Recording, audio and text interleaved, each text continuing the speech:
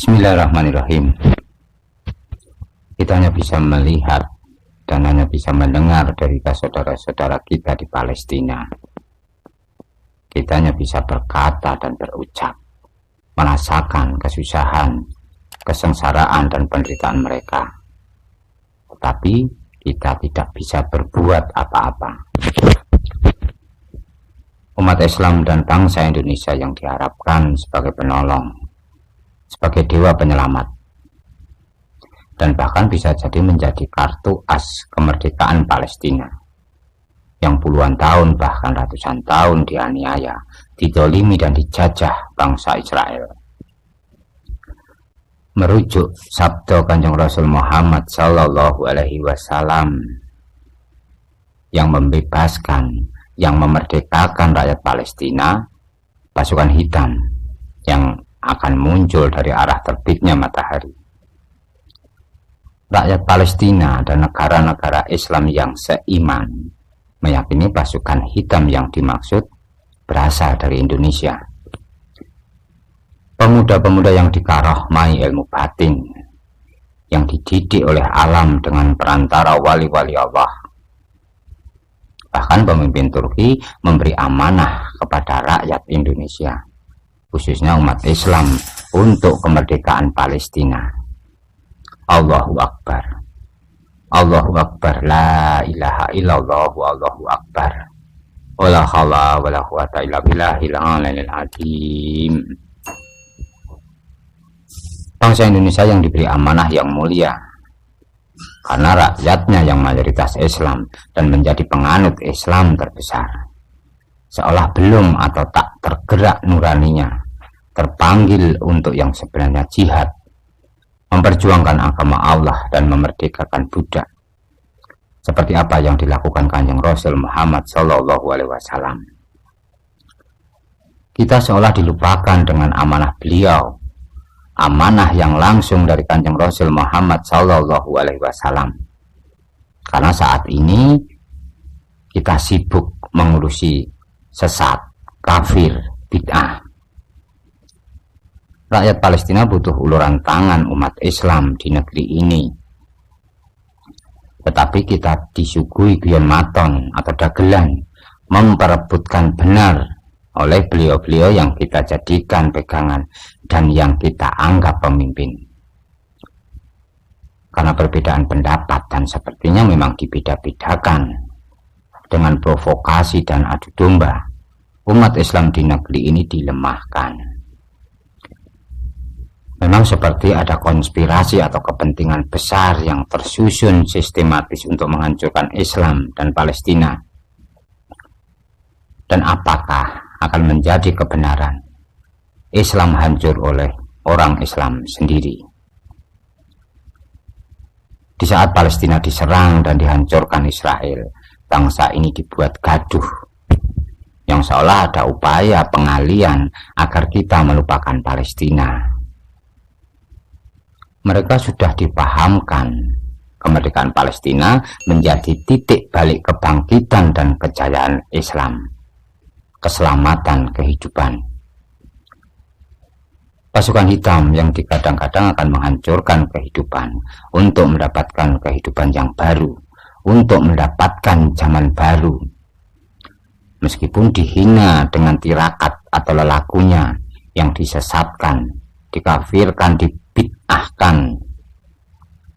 mereka orang-orang pilihan dan dipilih untuk menyelamatkan kehidupan. Mereka generasi putra sang fajar dan akan melaksanakan janji Soekarno untuk Palestina. Mereka yang di luarnya atau secara lahiriah tidak nampak agamais, tetapi di hatinya ditandai iman oleh Allah Subhanahu wa Ta'ala. Menurut seorang spiritual, saat ini mereka memfokuskan energinya untuk rakyat Palestina. Karena untuk memerangi Israel dan memerdekakan Palestina tidak hanya cukup dengan perang fisik atau kontak senjata. Seperti perjuangan bangsa Indonesia untuk kemerdekaan dan bambu runcing menjadi senjata yang ampuh mengusir penjajah. bukan bambu runcing yang sebenarnya, tetapi makna atau hakikat yang terkandung dari bambu runcing. Bukan bambu yang dibuat senjata membela diri, tetapi falsafah bambu yang tegak lurus tanpa batang.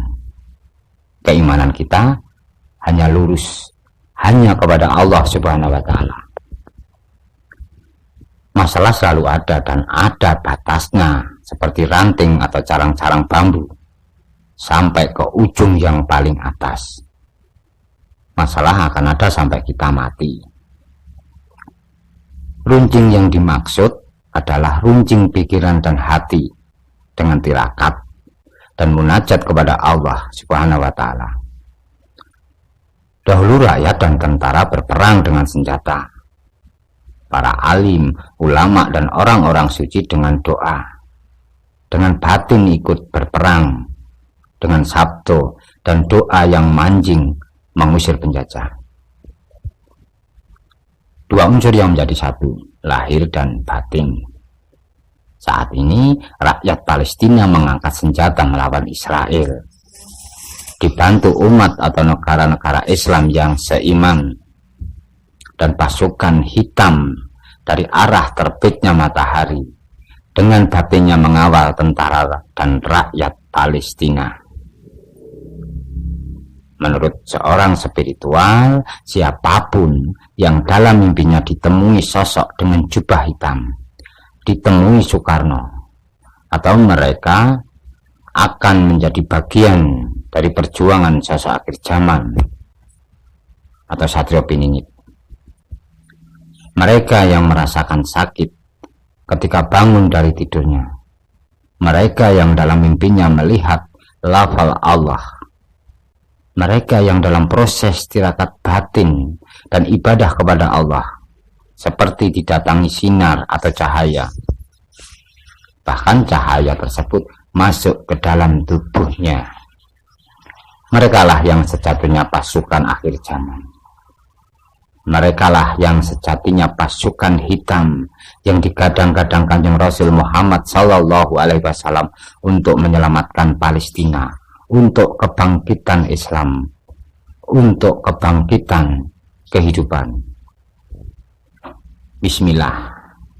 Semoga kita menjadi bagian dari perjuangan sosok akhir zaman Satrio Piningit, dan barokah kita menjadi pelaku perjuangan suci untuk keselamatan kehidupan. A'udzubillahi minasyaitonirrajim. Bismillahirrahmanirrahim. Alhamdulillahirabbil alamin.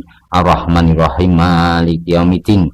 Iyyaka na'budu wa iyyaka nasta'in. Ihdinas siratal mustaqim. Siratal ladzina an'amta 'alaihim ghairil maghdubi 'alaihim waladdallin.